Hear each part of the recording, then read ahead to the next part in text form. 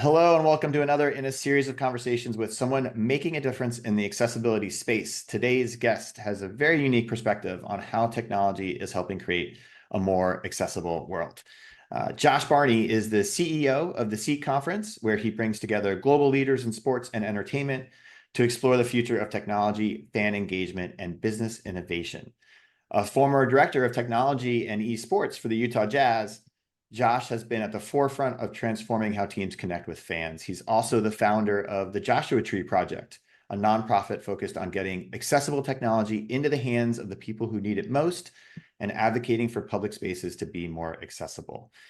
Hi, Josh. I'm glad we get to do this. Thank you for being here. Yeah, I appreciate the opportunity to be able to sit down with you folks as well.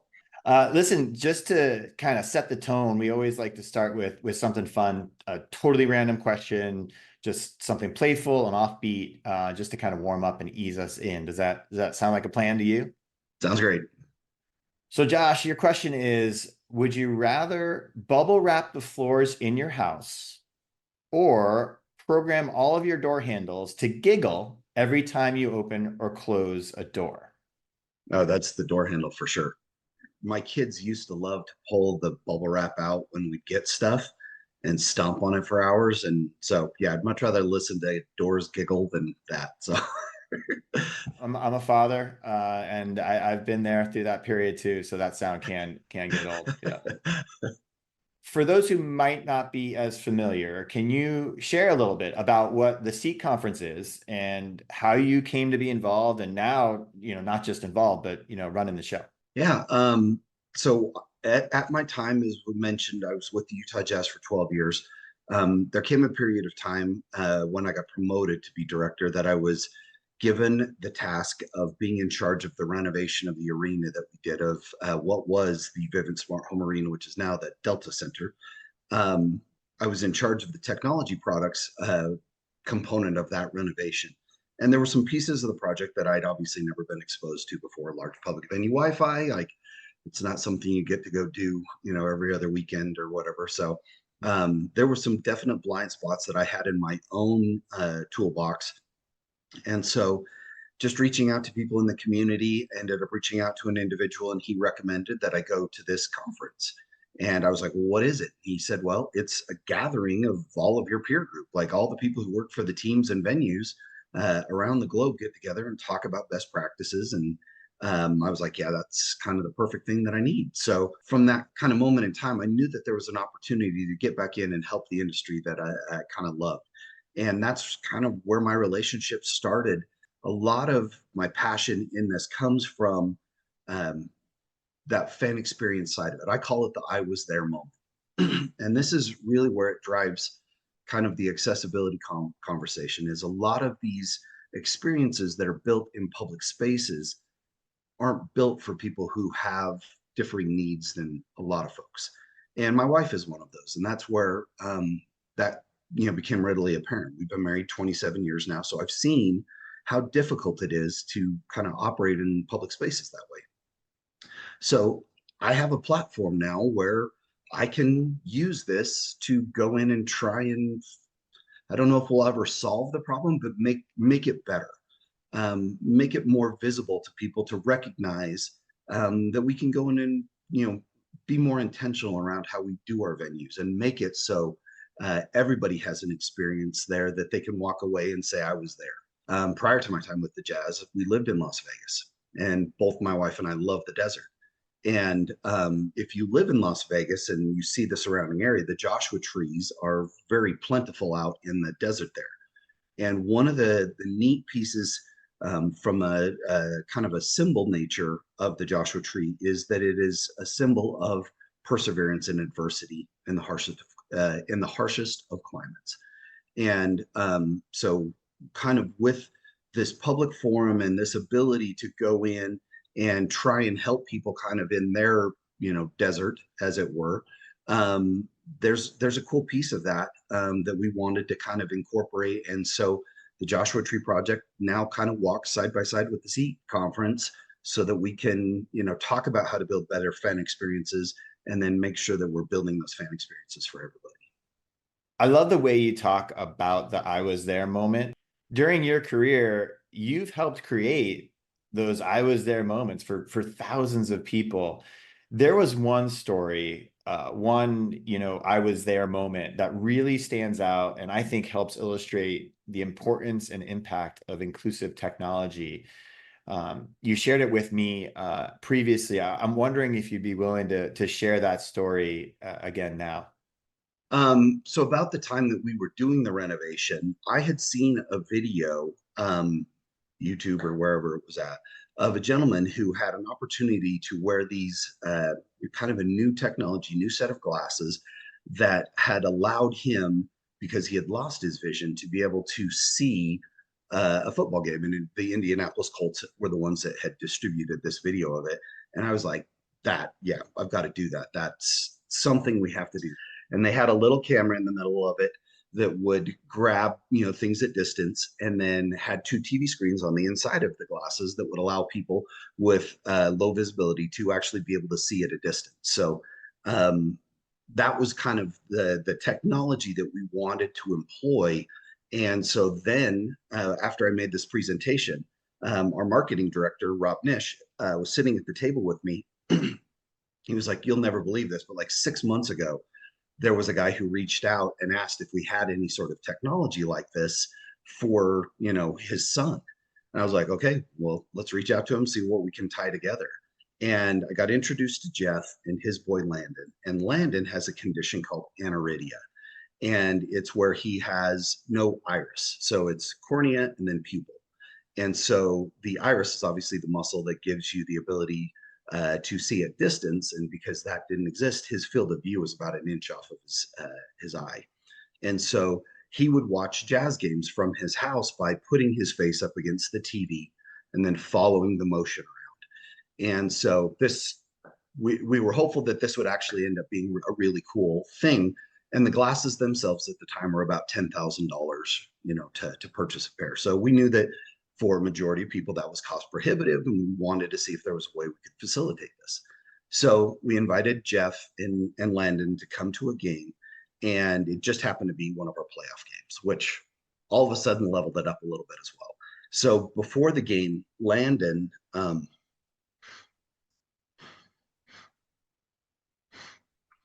Okay, take your time. yeah, I'll get through this.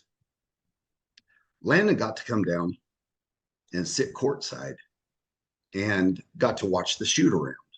And then Jazz Bear noticed him. So he came over and kind of walked Landon around the court. And the cool piece about this was he got to do something for the very first time. And as a parent, I've had 4 kids, as I mentioned, and I've been able to watch them, learn to speak, learn to walk, all of those types of things that are incredibly important to a parent.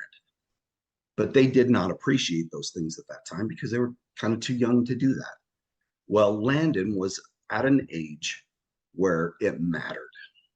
And so being able to see somebody to do something for the very first time and appreciate the gravity of what that was, it's life-changing. It really is. And as he was being wandered around and introduced to the players on the court, Joe Ingles took notice of him. And Joe has some sensitivities around people with needs, that kind of sit outside of the norm. And Joe really got interested in Landon. So much so that he actually told us after the game that he was very distracted because he kept thinking about Landon during the game. So Landon was able to go and enjoy this playoff game. And it was a special moment. I still, in my 12 years there, that was my favorite thing that happened during the time I was with the Jazz. And one of the neat pieces about that was Joe then approached us after the game and asked us more about the glasses. And he was very interested. He was like, "Tell me more about these." And we told him that we had brought him in just so that he could experience that game and that he would be able to have that, kind of special moment that would give him something he never had been able to do before. And he asked some questions about the devices, and we told him that they cost $10,000 and that this was kind of a one-time deal. And then Joe said, well, could I buy him his own pair and let him have those? And again, that's, Joe will go down as one of my favorite players. That was kind of that really connective tissue there that made it super special. But the thing that changed for Landon was the social side of this. All of a sudden, Landon was included in things that he wasn't included in before. And there was a social change that took place that was kind of facilitated from technology. That's where kind of this whole story blossoms. Is we live in a day and age where there's a lot of bridges that can be built and finished now because we have technology that can go through and make those things better. It's moments like that and transformations like that that really put all this in perspective. Thank you for sharing all that. I know it's emotional. I mean, the impact can truly be life-changing, like you said. That said, venues do face very real challenges in making their environments and their experiences more inclusive. Can you help us understand some of the obstacles that need to be overcome in order to do that? Well, I think the first obstacle it's intention. You have to be intentional with what you're doing.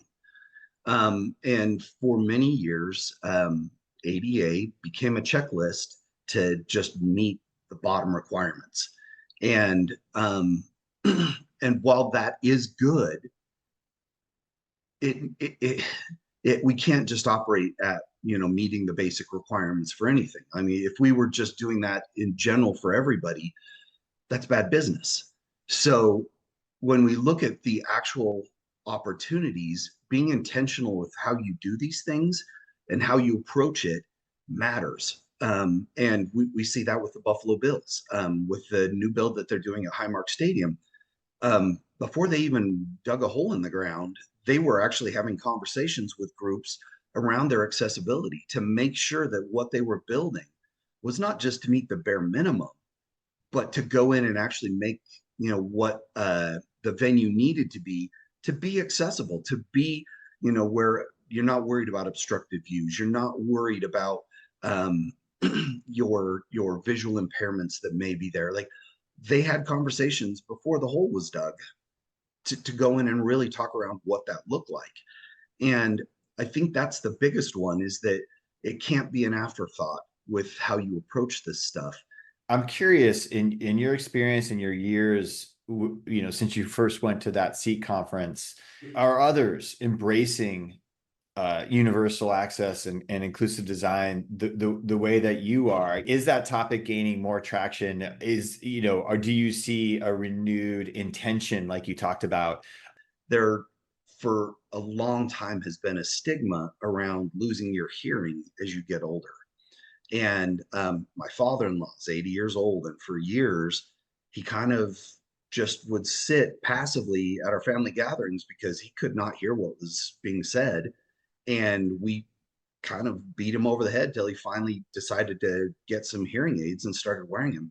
And like, for his 80th birthday, we took him down to Las Vegas, and it's a 6-hour drive from my house, and he talked for 6 hours straight to me, which in my 27 years of marriage has never happened. And it was fantastic. And kind of in that whole piece of this is, as we can get rid of this stigma, as we can go in and look at this from the perspective that it's okay to have needs that make you maybe a little bit different than the person sitting next to you, but it doesn't mean that your experience should be different than theirs as well. So as we kind of wander into this, I see more and more people that are talking about this, people who are lifting this up to make sure that they can address as best they can in that moment in time those needs that way. And then when you see a new build that's coming down the pipe, that's when you have the full capability to go in and do that. But I do see a lot more people that are taking the opportunity to build their venues and adapt their venues so that they have that available for folks. And you've mentioned a few, you've touched on a few solutions already. I'd love to hear a little bit more from you on where do you see advancements in inclusive technology really making the biggest difference for venues and their visitors right now? I just actually got introduced to a new group that they're a startup. They're based out of Nashville. I have them at the Nashville event.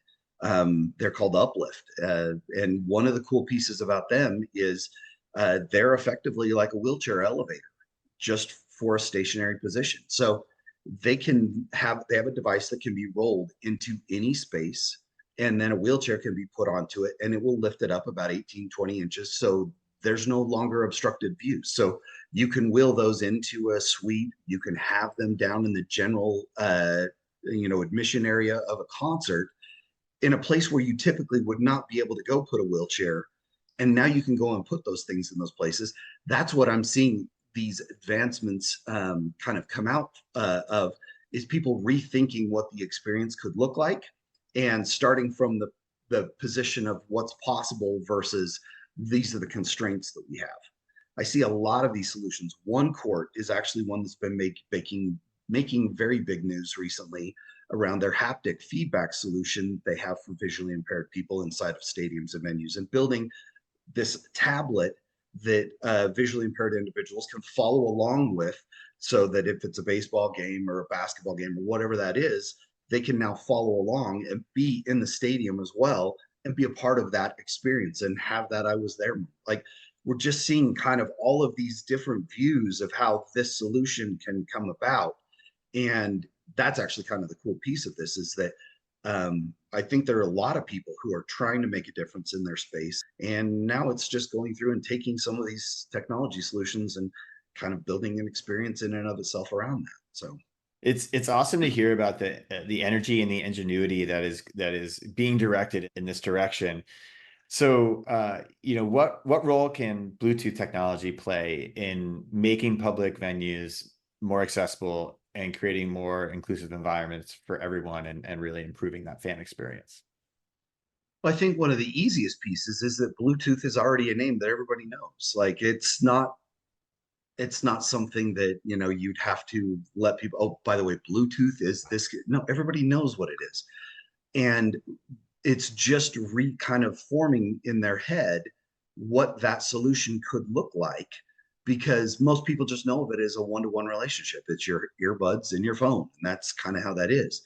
Well, Bluetooth can now wander into these spaces and be able to deliver connectivity for assistive listening to everybody, not just those who are hearing impaired. And you can now to have descriptive audio, you can have all of these things, language translation, and it can all be delivered to something that everybody's walking in to the venue with, and that's their phone.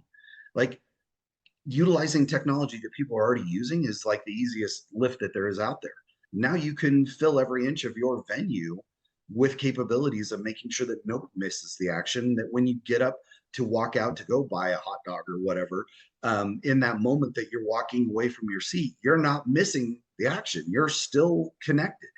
And so you don't get out to the concourse and all of a sudden hear everybody cheering and just like, yeah, okay, that would have been cool. Like, now you have that capability of, giving an experience in somebody's language, giving an experience to somebody who has just never understood what's going out on the court, somebody who's been a passive fan. Like, from an educational perspective, now you've got all of these pieces. There's storytelling that can now be done inside of a venue that, as we know, stories really are what build fandoms this way.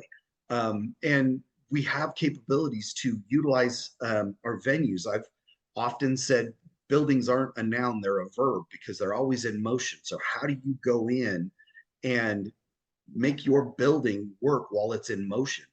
And you've got, if you're lucky, you've got a 4-hour window of time when these people come into a basketball game or to a soccer game where you've got their attention. How do you interact with them in that space while you're there? Because you're competing against the couch. You're competing against places that you need to make it so that they want to be there. Having Bluetooth go in and utilize the technology that everybody's already, familiar with, and deliver, as I said, that accessible assistive listening or the language translation, any of those things, and now have it right at the people's pocket. Like that is one of the coolest pieces about being in a public venue is you have that capability now. Pretend that you have the ears of, venue owners and operators and managers out there. What advice would you be giving them? Say they're just beginning their accessibility journey, or they're running into roadblocks on the path to creating a more accessible space. What would you tell those people? There's an economic impact that is yet undiscovered for them until they journey into the space. Um, I know that there's been multiple economic reports that have been done just in the past year, 2 years maybe, where people have gone in and really started to do a deep dive into the economic impact of making sure that accessibility is a piece of your business. Within the sports world, I believe it was a 2 times multiplier with those who have people in their household with accessibility needs spend 2 times more than the average family. And that's on merchandise, that's on all these other little things, ancillary pieces, not necessarily being in the venue. So having these people start to really look at what that means that there's actually an economic impact that, I mean, so often in sports, they're trying to monetize every square inch of the floor that they have inside of a venue. When we do renovations, it's the funniest thing. The building operations people need storage to store whatever, and they're like, no, we could turn this into a club. Like, there's always a conversation around using every square inch inside of your building for this type of stuff to drive revenue.